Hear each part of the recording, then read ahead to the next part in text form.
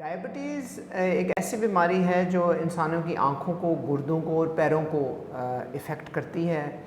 پاؤں جو ہیں پیشنٹس میں جن میں شوگر کنٹرول نہ رہے کافی عرصہ وہ سن ہو جاتے ہیں، اور ایسے مریض جو ہیں اپنے پاؤں کا خیال نہیں رکھتے اور وہ ان کے زخم بن جاتے ہیں، اور وہ زخم بڑے ہو کے السر بن جاتے ہیں اور ان زخم میں سے پیپ آنا شروع ہو جاتی ہے۔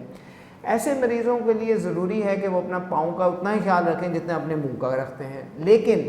ایسا موقع آتا ہے کہ وہ پیپ پھیل جاتی ہے، زخم میں انفیکشن ہو جاتی ہے اور ٹانگ کاٹنے کا خطرہ ہو جاتا ہے۔ ایسے مریضوں کے لیے میری جو پریکٹس ہے اور جو میری ایڈوائس یہ ہے کہ ہم ان کی پٹیاں کریں، ان کو اینٹی بایوٹکس دیں اور پس کو ڈرین کر دیں، اور جو ہڈی اگر انفیکٹ ہو گئی ہے تو اس کو ریموو کر دیں، نکال دیں۔ اور میری یہ کوشش ہوتی ہے کہ ٹانگ نہ کٹے، پاؤں بچ جائے، پیشنٹ اپنے پیروں پہ گھر جائے۔ لیکن کئی دفعہ جب